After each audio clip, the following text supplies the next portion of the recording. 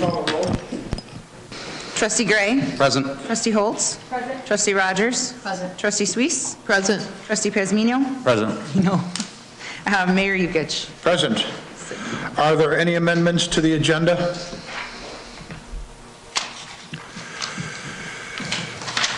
Okay. Would be reports and communications from mayor and other officers. I can start out. Remember to follow parking restriction rules during snowfall this season. There is no parking on all village streets after 2 inches or more of snowfall until removal is completed. Vehicles will be ticketed or towed if not in compliance, and please drive safe this winter. And one other thing I did forget to say, Trustee Berrien will not be here today. He is stuck down in Springfield. So, and the same thing that Lieutenant tells us all the time, lock your car doors, because that's how they're getting it. So, I mean, you don't want to leave an open invitation, so lock the doors. Go to the trustees. We'll start down with Trustee Gray.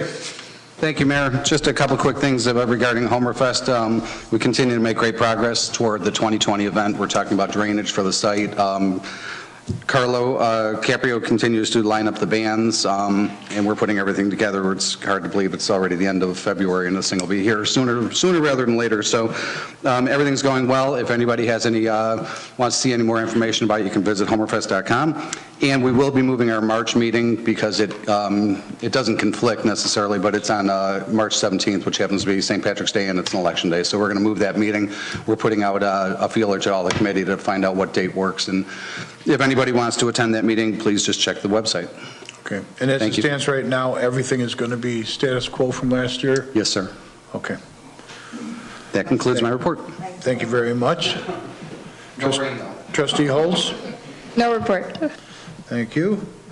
Trustee Rogers? The Parks and Rec Committee meeting is pushed to March 30th to accommodate the review of the RFPs for Glen View Walk by the committee so that they can in turn turn it around to the board by the first meeting of April.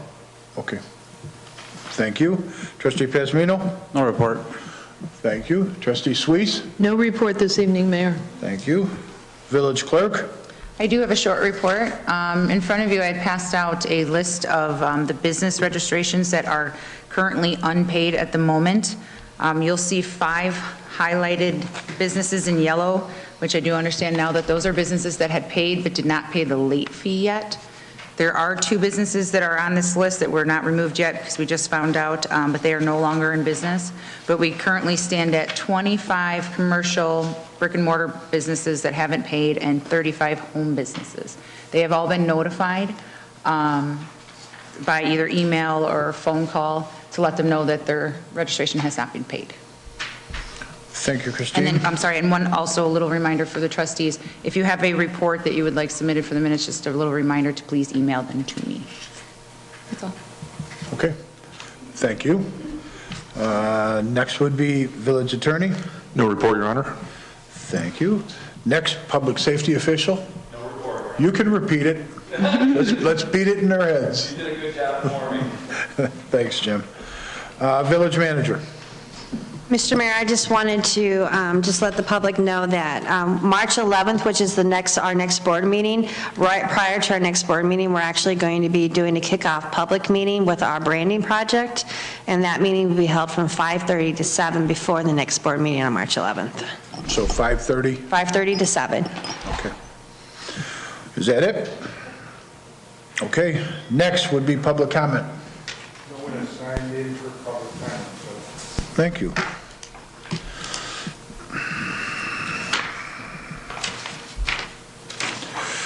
Consent agenda. All matters listed under the consent agenda are considered routine by the village board and will be enacted in one motion. Is there a motion to approve the following items? 1, the accounts payable for the period of February 14th, 2020 through February 27th, 2020 in the amount of $586,857.67. The Treasurer's report of cash and investments for the period ending January 31st, 2020. Is there a motion? So moved. Trustee Gray, is there a second? Second. Trustee Pazmino, discussion. Madam Clerk, could you please call the roll? Trustee Holtz? Aye. Trustee Rogers? Aye. Trustee Suisse? Aye. Trustee Pazmino? Aye. Trustee Gray? Aye. Motion carries. Legislation and action items. Approval to initiate recruitment for seasonal positions. Is there a motion to authorize the village manager to initiate recruitment of seasonal positions? So moved. Trustee Rogers? Second. Trustee Holtz? Discussion? I would just say that at the Parks Committee, Ruben, right, we spoke about this at the Parks Committee, and the overall consensus of the Parks Committee was that we felt like we really needed this, because there's so many times they can't get to the parks on Monday because it's raining, but it was beautiful out on Saturday and Sunday, so we think that this will be a great improvement to the overall upkeep of all of the parks. So I'd like to ask a question to the village manager. This is, we're giving you authorization to go out and start recruiting before there's actually money budgeted, is that correct? Right, that's why I'm before you tonight. Right. Because we really, I need you to authorize that because the budget won't be affected until May 1st. Obviously, Mr. Sawyers is going to be presenting the budget shortly to you. We're going to have a workshop next month. It's going to go to A&F next week for you to start getting into it. But we didn't want to wait to start the recruitment because if you look around the region, everyone's recruiting for the same type of public positions, seasonal positions. And we're already a little bit behind the 8 ball because of our cycle, of our budget cycle. But I also didn't want to start advertising for recruitment without authorization from the board because I don't want to assume that I understand that some of these positions are new seasonal positions that I'm asking for in the budget. And I want to make sure that that's a conversation you can have during your budget cycle, but we want to at least get the advertising, the notices out, get them advertised so we can start recruiting now. None of these positions would start before the new budget, May 1st. But I just don't want to wait until May 1st to do it, because we had a hard time, if you remember last year, recruiting our seasonal positions too, and we need to be competitive in the marketplace. So would it make sense then to, I mean, how much are we talking about for seasonal helpers, ballpark? The total dollar amount is actually in your budget, in your memo. Whoops, sorry, let me go back. Hold on, let me pull it up real quick. I thought I was up here on the screen. For the seasonal workers? Yeah, so the total dollar amount is 39,000? $86,809. So the seasonal maintenance workers is for 2 at 40 hours a week for 8 months at $39,185.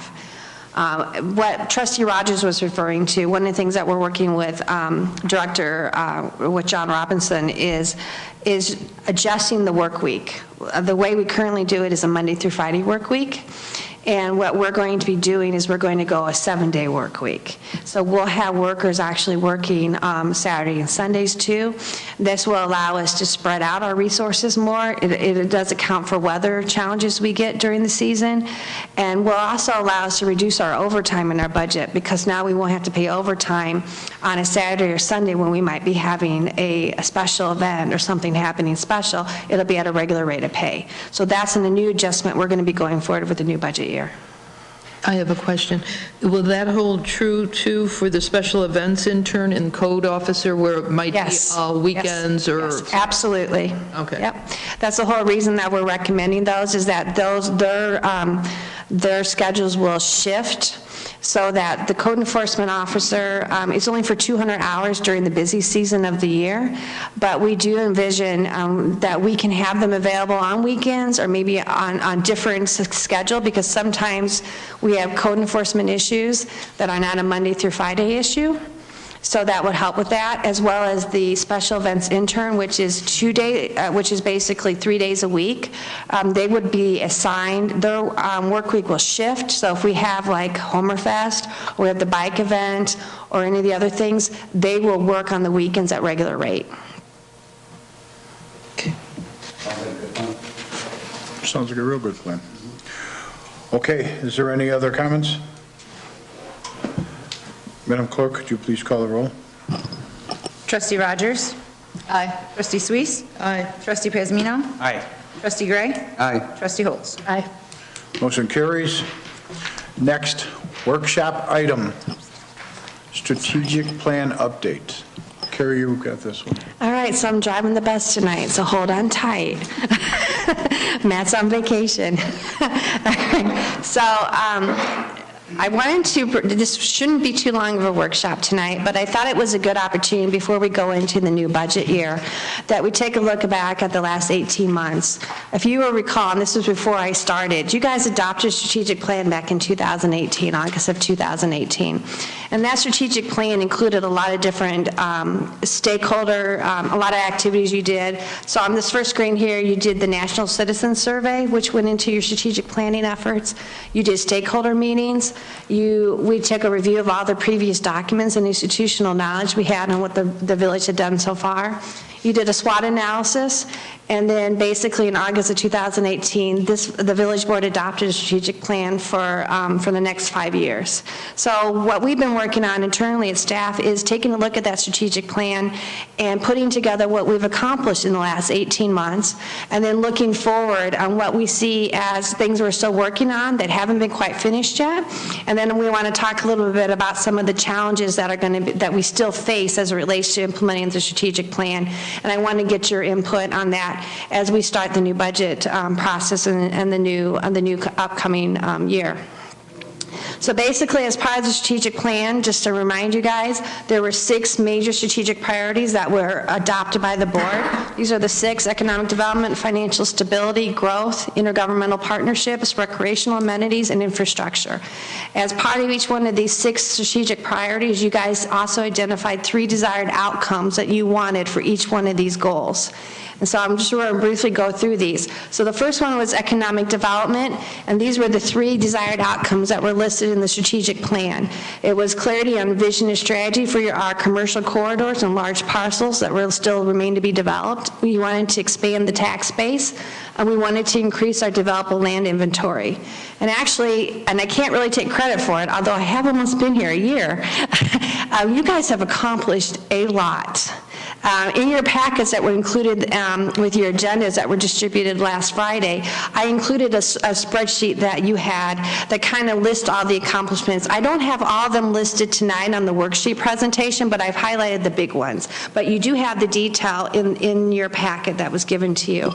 So these are some of the accomplishments that have been completed in the last 18 months as it relates specifically to this goal. And you can see on the list, there's some big ones here. A lot for the village and the village board to be proud of. Well, we have 159th Street substantially completed. That's a huge project. In the last 18 months, you've had 84,773 square feet of new commercial space built within the village. In terms of annual revenue, we estimate that annually, based on just the 2019, we don't have the 2018 numbers yet, I had to go back to the state to get those. An estimated additional $181,000 is going to be generated annually in our budget from those efforts. Now that the Finnament Creek Sanitary Sewer and the 159th Street water main is completed, we have over 750 acres that are now serviced by utilities that weren't previously. That's a big number. We have 26 new businesses that opened, and we have 26 businesses that were retained. Also included in your packet was a detailed spreadsheet that actually Janie, Director Patch, provided, and she updates this as new businesses come online. And so you also have that, the detail behind that as well in your packet.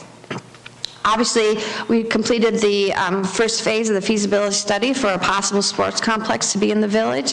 We completed the entire signage code update through the whole process and approved, and we expanded a significant amount of our special events and visitors who came to the village to enjoy those. So what are we still working on? The comprehensive plan, that's been a big initiative in this past year, and we're about 50% through with that project. So that project will be completed in this year, in 2020. Finally, they broke ground. Goodings, the Goodings Grove development, new residential development, the first one in over 10 years. You guys drive out there, there's actually units being constructed, and they're hoping to start leasing in the spring. So that's a great project too. And then we've initiated, just recently in the last board meeting, we initiated the branding plan, and tied to that will be our new marketing. Whatever from that branding plan will be our wayfinding, our new signage, and our marketing plan for the future too. So those are all very proactive steps. So a lot of these challenges we've talked about in recent meetings, as we've been talking about the comp plan, the challenges still are the same that present to the strategic plan as we try to continue to implement those 6 strategic priorities that the board has set. And those are limited lots that are available that are already plotted in existing subdivisions. There aren't a whole lot of them out there anymore. We've been looking at the conservation design ordinance and what those restrictions are, and see if there's things that can be made changes to it to make development occur within the village. Obviously, the 159th Street construction impacts, there's still some lingering effects of that as we continue to go into the spring and the summer months and get that project completed, and start to let the community and the region know that that road is open now and the construction is finally over. And obviously, one of the things that we have little control over, but we still have to acknowledge it as a challenge, is we have competition both for residential and commercial development from the surrounding communities around us as well. And we need to be tracking what's going on in those other communities, and make sure we know what that competition is. The next one is financial stability, and the 3 desired outcomes are listed here on the screen. And I don't think that you could be even more financially stable than be completely debt-free. And you guys did that this past year.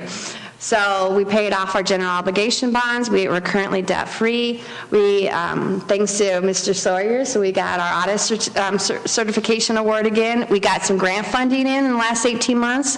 We got the $100,000 for the 151st Street bike path. And we also got the $521,000 for the 319 grant for Heritage Park.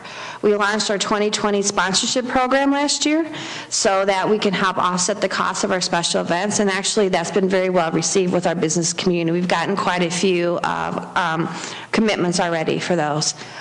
We maintained our bond rating, and both last year as well as this projected year, we are projecting again 2 years of operating surpluses as well. So you can't get more financially stable than that. Agreed. So what are we going to continue to work on in the future? One of the things that was in the strategic plan was the development of a 5-year capital plan. So that's something that staff will start pulling together, and we'll put that, we'll gather that information and place it throughout the next 5 years, and we'll tie what we believe our revenue needs will be, along with potential revenue opportunities to fund that 5-year capital plan. So that's something we'll be working in the coming year on. And then this is my first year in the budget, so I'm learning a lot from the gentleman sitting next to me. And I'm kind of listening and observing and seeing how we do our budget here. And then next year, what I want to do for the budget year next year is I want to start to incorporate these strategic goals that you guys have adopted as part of the budget document and start tying those things back. And we already do that now. The budget document that John and staff work on, it ties back to those major initiatives, it highlights those major initiatives, and it shows you where the money's going for those major initiatives. I want to start tracking some performance indicators and some things that we can put in that we can track over the course of many years moving forward as well. Challenges, obviously, we're still very reliant on sales tax. That can be a good thing or a bad thing depending on the economy. And one of the things that we're also very reliant on is getting our local government share from the state of Illinois.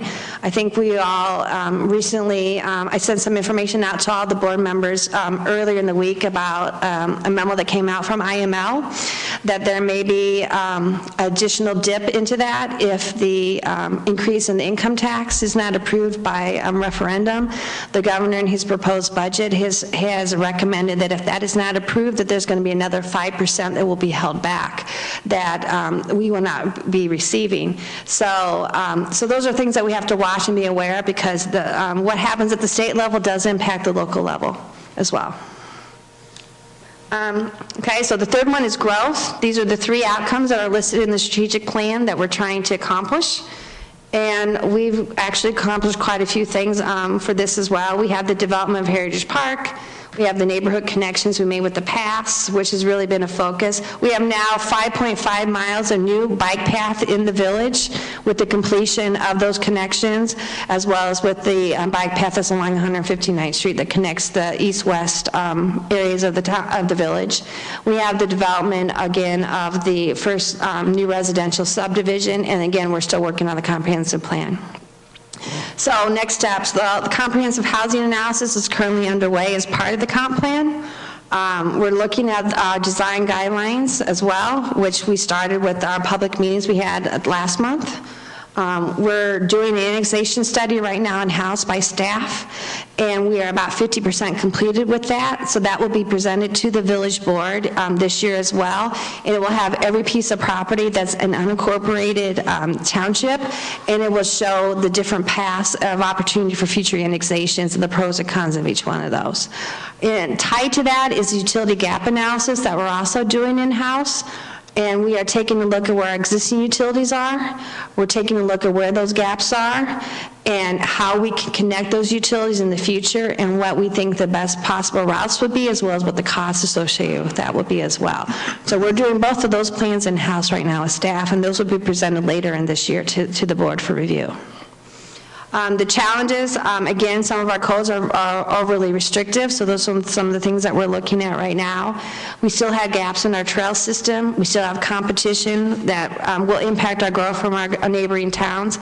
And one of the things that we are going to work on is trying to come up with a proactive preservation plan for open space as opposed to being reactive. Are there critically environmentally sensitive areas in town that we should be taking a look at proactively, how we preserve them and keep them forever as open space in the village? Many other towns in the Chicago region do that, and there's different mechanisms of going out to get grants to do that. But it'd be a great opportunity to identify those sites and figure out a plan and a strategy and how we can preserve those. So that's something that we have on our to-do list to do this year as well. Intergovernmental partnerships, these were the three desired outcomes that were in the strategic plan. Basically, enhance equitable provider relationships, that would be with the Sheriff's Department as well as with the township. Enhance our IT services and equipment, and create a clear vision for community boundaries. Some of these are tied together. Obviously, you can see there's overlap between some of these. We're in the process right now of renegotiating our IGA with the township. We've been working on that for a while. The township board, which I attended the last board meeting, they did vote to basically go ahead and move forward with the construction of the path between the township and the library and us. We're in the process of engineering, designing that, and working on the amended IGA for that, and that should be in place and constructed by the time the Homerfest commences this year. So that's good news. We did renew our contract with the IT consultant this past year for another one-year renewal. So but we did look at other opportunities and other vendors, and we did, if you remember, we did an RFP to make sure that we were going with the right IT provider. We initiated, John Robinson's been very good about coming up with a replacement program for our staff computers and equipment so that we're not replacing them all at one time. We get on a cycle of replacement, so that's been underway. iWorks is a big deal. Joe could probably talk about this more than I can. This is our software program that now we are tracking our permitting through. We're tracking our business license through. We're tracking our contractor's renewal license through. It's like almost like a new day. And it's going very well. Our staff is trained on the system. We can run reports on it. We can, it's a much improved process for all of our different licenses and our permitting as well. So that's been a huge improvement in the last year. We implemented our GIS program last year, which was a huge initiative as well, and we continue to add layers to that as well. And we're going to get to the point with our GIS system where we'll have it on our website, and actually the public will be able to go out there and manipulate it and use it as well, and they can find a lot of valuable information. Our development community will be able to use it as well. And then, I can't take credit for this one, but the Sheriff's Department contract for last year, if you recall, it came in lower than we expected. It was about a $200,000 savings. Thank you. And so that was a unexpected bonus to the budget. And then we have worked on enhancing our communications with our border communities. We know that there are probably opportunities where we are going to have to work with Lockport as it relates to sewer service and other types of utilities. And so we are working on making sure that we can enhance those communications. Again, our boundary agreements, some of them have already expired and some of them will be expiring soon, and those are things that we're going to have to work on as part of the strategic plan. So just kind of, again, the annexation study will be completed in 2020. That's going to go hand in hand with the boundary agreements we have in place. We're going to continue to review and refine the sheriff's contract as well as the road district contracts. This year, we will have our own Channel 6 that we will be able to broadcast just to the Homer Glen residents. And not only will we be able to utilize it for our marketing events, but we're going to invite all the other governmental entities within Homer to utilize it too. So the Sheriff's Department, the fire districts, the schools, if they want to put information out there to push out to our residents, they'll have the opportunity to do that as well. In the upcoming budget year, you're going to see that all of our IT functions have been merged and consolidated into one cost center, so it'll be easier to track our needs and our budget for our IT going into the future. And then the other thing you're going to see that's going to be recommended in the upcoming budget is the purchase of the Laserfish software. This is very important. We've talked about this before. Chris wants this in the budget. This will be our legislative tracking system moving forward for the village. And so all of our public documents, all our agendas, our minutes, everything, we will utilize this Laserfish software. This is a very common software program that's used by many, many municipalities. And it is searchable, it's trackable, you can put it on our website, and you can have certain documents that the community can go in and find themselves instead of have to file a FOIA to get them. So it's actually going to make us much more user-friendly, but will help us long-term track all of our legislative files too. And it's all cloud-based too, so I'm excited about this project. So we're going to use it going forward, but then there's a lot of the last 19 years of information. We'll be scanning some of those interns that we would like to hire seasonally, will help us do some of that back scanning and getting those files where they need to be in the new software system. And the challenges is obviously our boundary expiration with Lockport is going to be coming up here relatively soon, quicker than we think. And then there's a lot of unknown external pressures out there as it relates to what's happening in just the state of Illinois, and we can't account for all of those.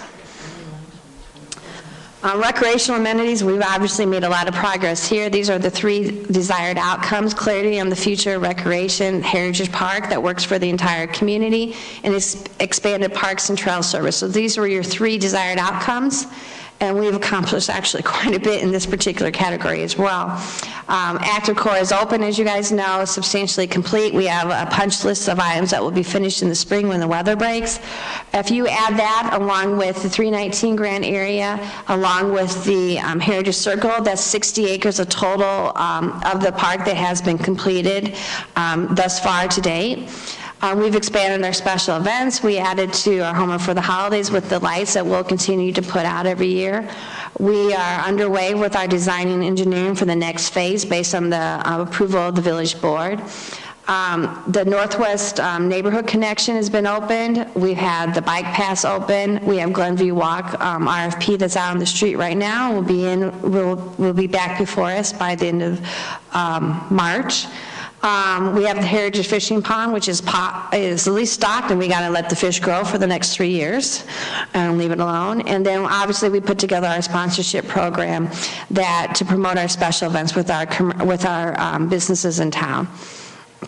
So what are we continuing to work on? We have obviously the further development of Heritage Park, Glenview Walk construction next year. Recreational programming plan, that's some of the things that we just started talking about actually at the... This year. This year, this year. This will be done this year.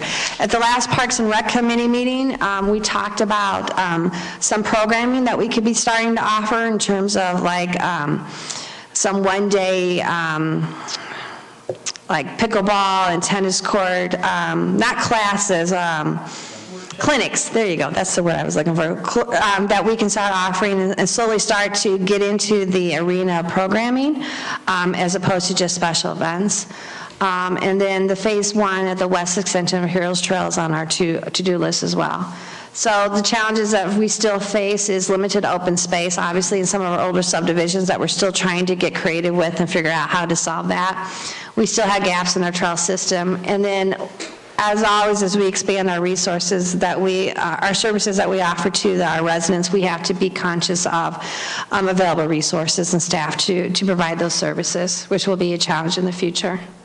So infrastructure, these were the 3 outcomes that, again, were listed in the strategic plan: stable water rates, water and sewer system that meets the future needs, and improved stormwater system. So what have we accomplished today? Well, we have 750 acres of land that is now serviced by utilities that wasn't otherwise. We have a number of drainage projects that are underway, about $2.8 million total. We have the Illinois American Water lawsuit that will be proceeding forward in trial this year. So we'll have resolution on that. Obviously, 159th Street completed is a big one as it relates to road infrastructure. And for 151st Street, Phase 1 has been commenced and will be completed this year for that project. So here's just some things that we're going to continue to work on. I already talked about some of these things, so I won't hit on them again. Challenges, obviously, what do we do after we get the verdict with the water agency? That'll be a decision the board's going to have to make. We still have a number of utility gaps, and how do we plan for the future service needs as it relates not just to the infrastructure, but the resources available to put those in. And then our 5-year capital plan is really wrapping arms around what is our long-term capital plan, what are all those needs that we put in the bucket, and then how do we space them out over 5 years so we can show what that picture looks like to the village board so you can make additional future policy direction to staff. So that's all I got. Hopefully that wasn't too long. So discussions, questions. I guess the questions that I have for the village board tonight is, do you still agree with those 6 goals that were set as part of the strategic plan in 2018? And do you still agree with the desired outcomes, or are there things that you would like to see changed or for staff to explore? Do you have any comments or input on any of the accomplishments? Do you have any recommendations for additional projects or activities we should be looking at as part of the implementation of the strategic plan that we haven't talked about or touched on? And do you have any comments or recommendations on how to address some of the future challenges that we're going to be facing? That's all I got. Thank you. As for some of the steps, I think we're going in the right direction. I think we should take a look at what is still out there and what's feasible for us and what's not feasible. We can do some of the things that we've talked about a little bit further down the line too. But I think the village and this board has worked very hard to make sure that the residents here are getting what they wanted and basically deserve. I think one of the things that I found so eye-opening when I was sitting down and we were working on collecting all the data is how much has been accomplished in a relatively short period of time. When you think that you adopted this plan in August of 2018, and you look at all the things that have been accomplished in basically 18 months, less than 2 years, it's a lot to be proud of. I mean, it's really almost amazing when you think about some of the things that have been accomplished. I know a lot of those things were in the works prior to the strategic plan being adopted, but there are some really big projects on here that you have been able to check off the boxes and say, hey, we got this done, and that says a lot to the community. Yeah, if I could chime in, I'd just like to say, now I understand why I'm exhausted. We got a lot done, and so thank you for wrapping that up. It's great to have an overview of what we have accomplished. And really, I mean, you know, we get credit. Staff has done just an incredible job in keeping us on task, on point, making sure, like you said, that we're, you know, when we want to start straying down a different avenue, you guys always give us the leeway to say, you know, that's great, that's what we're here for, but there could be implications to the strategic plan. So it's great to know that these things are still out there, and should we start to stray or go in a different avenue, you have these opportunities to come back to us and say, hey, this is why we're going this way, and do you want to continue on with this? So it's great to see that. And it's also great to see some of those numbers, and hopefully the community will pick up on that.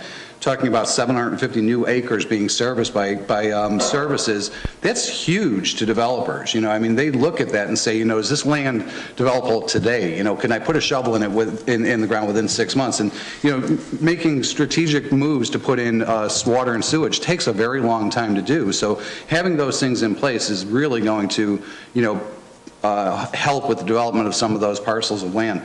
I think it was like 70 or 80,000 square feet of new retail and commercial space. I mean, we're talking about the shopping center at 143rd and Bell behind the Shell station where the dollar store is, and Taco Bell and O'Reilly's. And we're also talking about Shorewood, and we're talking about, I mean, we do have a lot of stuff going on all around the village. It's not just in one corridor, so it's great to see that. And I'm really stoked to see, I know Brian had said during our last meeting that, he wished everybody had moved as fast as the square at Goodings Grove, the way they're building those townhouses. They didn't miss a beat throughout. Now, we've had a mild winter, and that's been a great thing, but they've been just going gangbusters. I mean, you can tell the enthusiasm from that developer to get into our community. They want to get here. As you said, we have outside pressures, too. We have neighboring communities that are putting up subdivisions, and they're right on our perimeter, and so they're aware that they're going to have some competition, and that's their enthusiasm to really want to get in the ground here in Homer Glen and get those customers and say, hey, let's capture those here. So thank you very much for tying that all up. It is great to see. So One of the concerns that came up several times was the boundary agreement, so I would like to see where are we with that? What is our plan for both the New Lenox and Lockport boundary agreements? What are our timelines for those? Because those, even though it seems like government moves slow, the days go by really fast. They do. A lot of that is going to be part of the future conversation. We come back with the board with the annexation study, because we're really looking parcel by parcel and really analyzing each one of those unincorporated areas to come up with a strategy so that when we go to negotiate those boundary agreements, we are armed with information, critical information that we need to know, because there might be some trading, there might be some changes in those boundary agreements, but if we're not armed with the education to understand what it is that we're looking at, then we can't make the best decision on behalf of the community. So like I said, we're about 50% through with that annexation study. We'll be meeting with the board to walk you through that. And then we will use that annexation study as we go to our neighbors and say, okay, now we're ready to start renegotiating some of these boundary agreements. I agree. I think that will be here before we know it. And I would, especially along the 159th Street corridor, I would like to see a little bit more of an aggressive take, but that's just me. And then my other comment, and this is not in any way a criticism, it's more of an observation, under the new business opened expansion, the majority of those spaces are existing spaces that have just been taken over by a new business. So I guess I kind of take exception with the word expansion, because they're just filling pre-existing spaces. That's just my take, and that's not a criticism to anybody. Sharon? Ruben? Okay. Thank Looking you very good. much, Carrie. That was very good. Okay. Is there any old business? Is there any new business?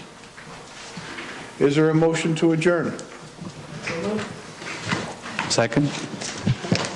Sharon and Ruben. All in favor? Aye. All opposed? Motion carries, meeting adjourned.